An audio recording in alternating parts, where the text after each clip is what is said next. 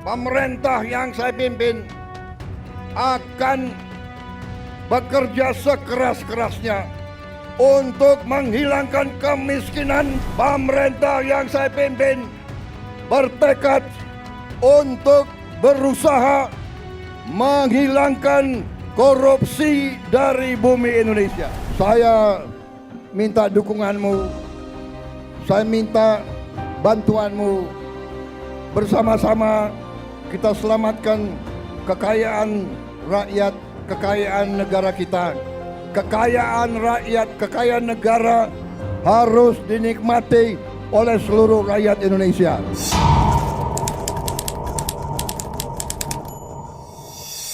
Ayo, sir.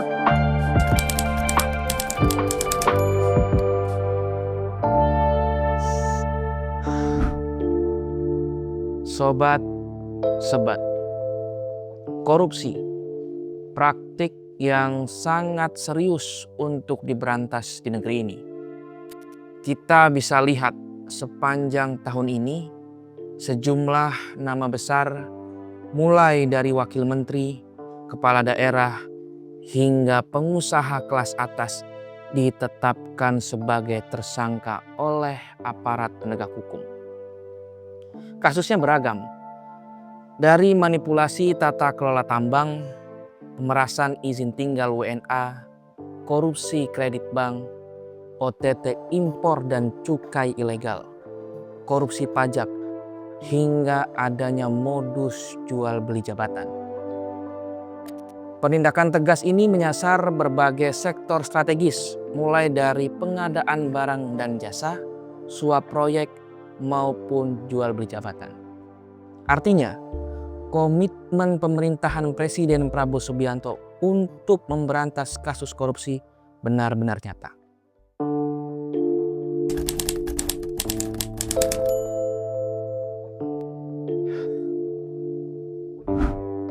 Gurita korupsi tak hanya terjadi di pusat, namun juga menjangkau daerah.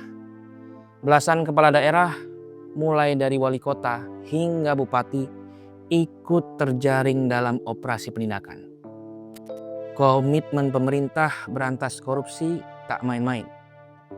Sejak Januari hingga Juni 2026, setidaknya ada 12 kepala daerah yang terjaring operasi tangkap tangan atau OTT oleh KPK. Kasus yang mendominasi di tingkat daerah yakni seputar jual beli jabatan dan suap pengadaan barang dan jasa atau pemerasan fee proyek. Sebagai langkah awal mengusut kasus korupsi, KPK mencatat sepanjang 6 bulan pertama tahun ini setidaknya ada 72 surat perintah penyelidikan. Dari 12 OTT KPK, kasus terbanyak terjadi di Pulau Jawa. Terdapat 7 kepala daerah yang menjadi tersangka korupsi. Sementara 5 lainnya di luar Jawa.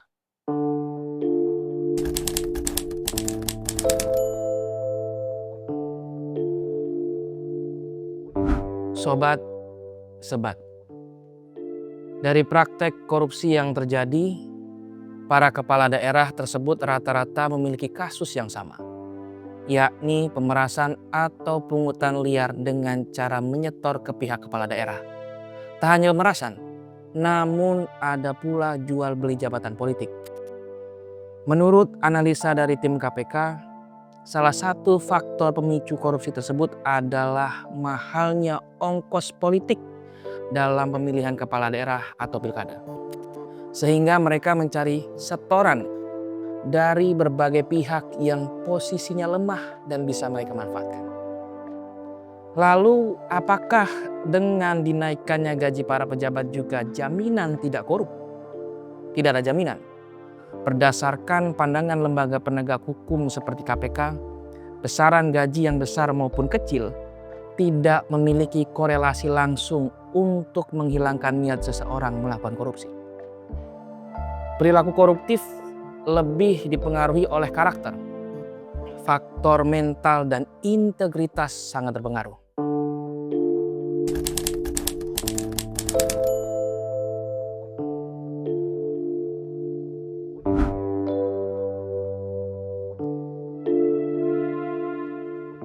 Lalu kemana uang hasil OTT KPK itu?